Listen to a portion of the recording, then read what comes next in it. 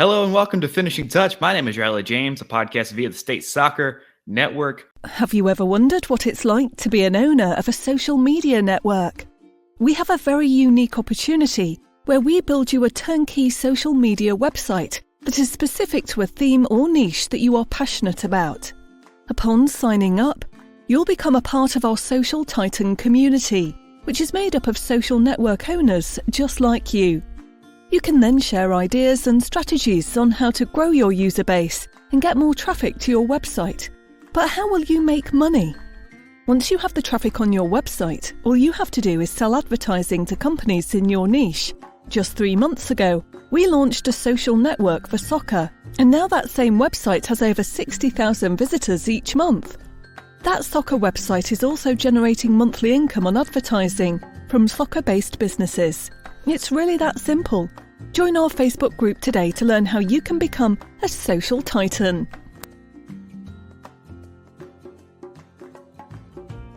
We are joined today by North Texas Soccer Club's very own Imanol Almaguer. Thank you so much for joining the show, man. How are you? Everything's good at home.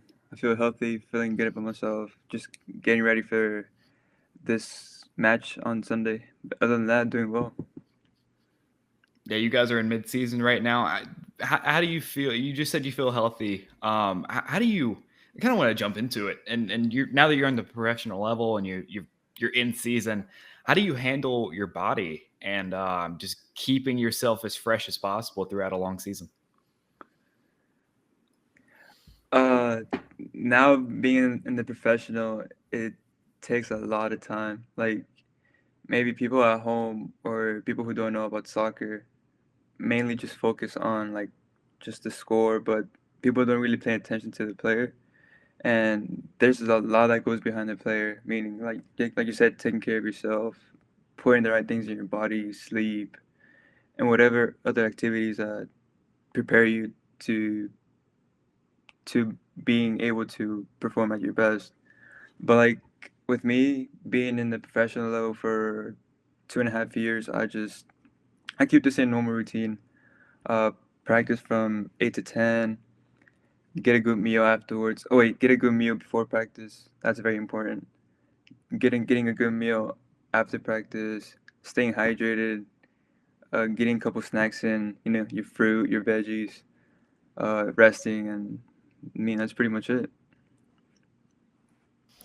So I want to go back to when you were growing up. Obviously, you've been in soccer for a long time. You signed with Dallas in November of 2011 to be a part of their youth program. Yes, sir. Can you talk about maybe some of the things that you went through back then, and maybe some of the things that you or opportunities you had to present yourself to be able to get at that level so quickly?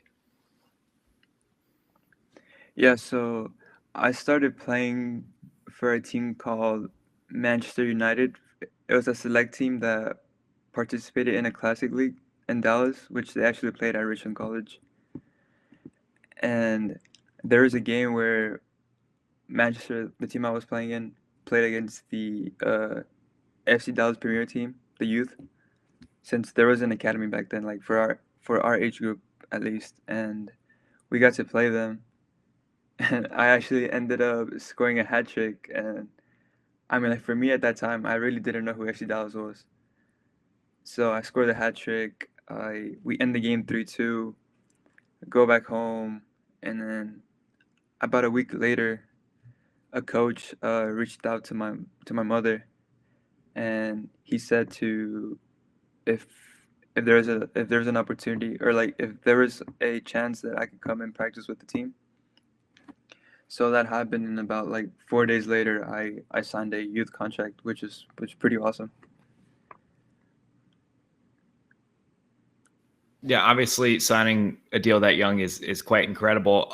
As far as being that young, how did you handle that transition? And looking back on it now, do you wish you could have done some things differently with how you moved on to from playing kind of youth soccer to Dallas? I mean, like I told you, I really didn't know who FC Dallas was, But in the Manchester team that I was in, there was about 3 to 4 players that were playing in between, like practicing with FC Dallas and playing with the Manchester team. So I was kind of in that loop, and I got feedback, and I kind of just followed their footsteps, like taking a risk, I guess. But yeah, like after signing with like FC Dallas Youth, it just, I don't know, it was just like a completely different world to me because like my family and I used to live in Dallas, and we would always trying to find fields to practice in. And then when I joined the FC Dallas team, coming to Frisco with, you know coming to a facility that is pretty much like next level facilities, like you can compare that to other facilities in Europe.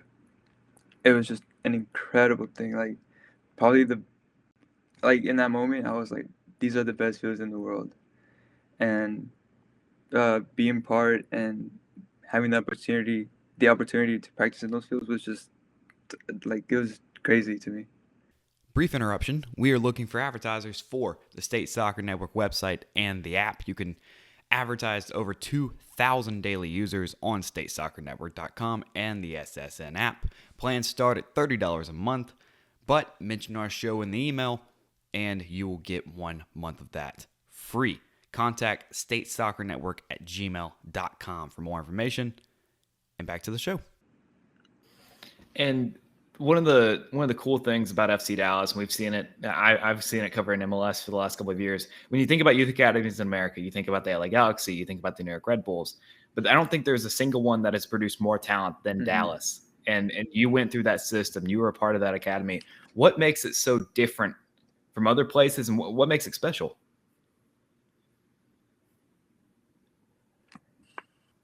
I've Look, this is probably the most often like question like us players get asked in the academy, and I would say like it's not the level, it's just like how everybody is connected within the organization.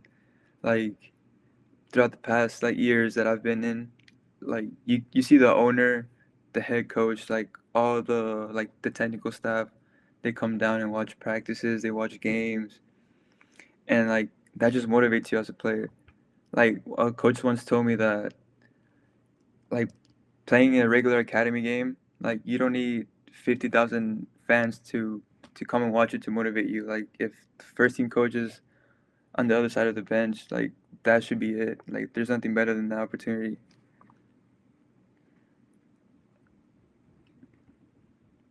So to talk about transitioning from the academy and now you're with North Texas, obviously. How do you handle that transition from being in the academy and trying to impress those first team coaches to getting an opportunity to play professionally with North Texas? Yeah, so actually when I was in the academy, I was I like me as an academy player on my last year of contract with the academy as a senior, obviously I thought it was my time to go to college. So I was mainly planning on that until my last year of the U19 season.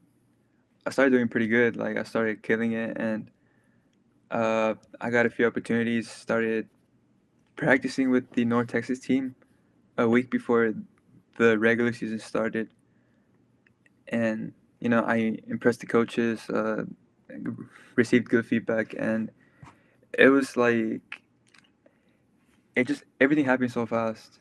Like being like obviously they had a long preseason because it was the like literally the first season of USL League One. So they were already 2 months in, while I was just a week in being an academy player. So I was like transitioning between going to North Texas, coming back to the academy. But I guess the difference is just like everything is mental. You just have to be ready for anything, adapting, and always being consistent. And that's it. That's what the coaches, and I feel like that's what players now, at least myself, I feel like being consistent is very important, at least here at FC Dallas. and North How Texas, of big course. of a uh, how big of a shift was it from playing youth soccer to playing with professional grown men? I mean, it had to have been a shift in physicality and mentality for you. Yeah, it was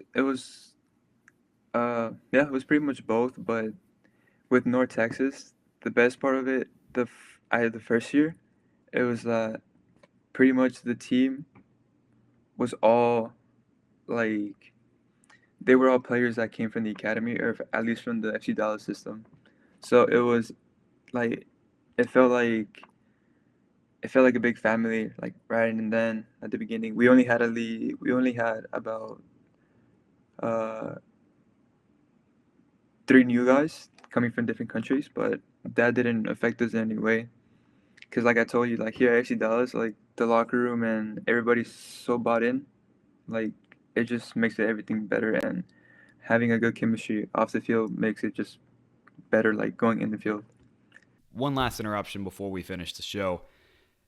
Finishing Touch is now looking for sponsors. We have 3 ad spots, as you saw today, and 100,000 views the first 8 episodes of this show. It's only going to get bigger. We thank you so much for the hot start that we've had, and we want to advertise your company in one of those 3 spots. Contact statesoccernetwork@gmail.com for more information, and please enjoy the end of the show. So you're one of your first years in USL. You guys ended up being champions. First off, how did that feel? And how'd you guys celebrate? uh, so before joining the USL team, North Texas, with the academy, I actually lost about 3 national finals. We lost one Oh, against Atlanta 2017, and then we lost another one literally that same year, which is 2019.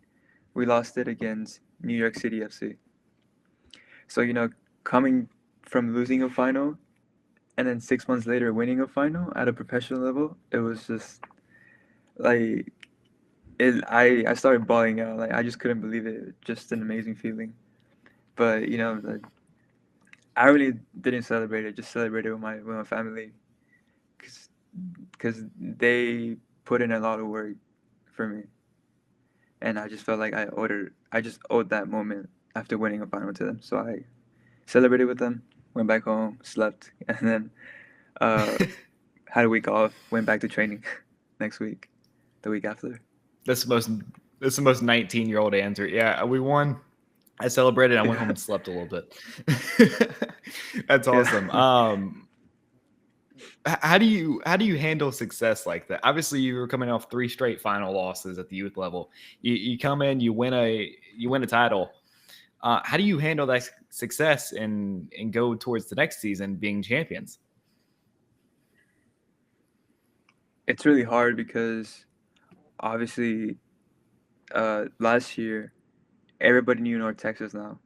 So every time they played North Texas, it was like, oh, like the biggest game of the season. So everybody would literally would die on the field. So I mean, us, we were already ready for that because we already had that experience. Like just coming off from a USL League One final. I mean, it was hard, but I feel like the team adapted. And last season, things didn't go our way, but we got third place. You know, we still did good. Not the most ideal position we would want to be in. Because we would want to at least made a back-to-back championship. But at the end of the day, it wasn't that bad, I'd say. Now, again, thank you so much for the time you've given us a few minutes here. One last thing I want to get to is this podcast is meant for giving advice to the next generation of players. You're 21 years old. You're kind of in between those generations of being a professional soccer player, but you still remember very vividly what it's like being a Hmm. kid. Can you give advice to a kid that is pushing to make a college team or pushing to be looked at by a youth academy? Can you give them just some general advice? I would say if I was trying to give advice to my 13, 12-year-old self, I would say first focus on yourself, focus on your game before impressing others, because you can't do anything unless you're mentally prepared, you're physically prepared, and everything affects you. But if you put the right mentality in what you do, there is something that can happen. Literally everything is there for you, and wherever you go, just give your best. Listen to your parents, listen to your coaches, and just stay positive. Hey man, thank you so much for the time. We really do appreciate it over here. Obviously, you guys are in the Yeah, middle of of a course, season, so anytime. best of luck the rest of the year. Hopefully, we see you playing for FC Dallas, or maybe even beyond that one day. Hopefully one day, hopefully soon. We'll see. But I thank you got for you, man. having Well, me in your thank. show, and yeah, well, I wish you guys all the best, and hi to everyone who ever watches this. It was good. Thank you again for having me. Thank you, man. Have a good one. Hi, thank you so much for watching the show. We really do appreciate it here at the State Soccer Network. We also have some socials for you to check out: Facebook, Instagram, and YouTube at State Soccer Network. And at the State Soccer Network, we also have a website, statesoccernetwork.com, as you can see right there. It's available in the show description with a direct link to find out how to sign up your local high school soccer team in contests and events to win prizes. We also have an iOS app available in the App Store. Thank you so much for watching the things that we make. It really does mean a lot. And remember, the State Soccer Network, a place where you can become the next great American talent.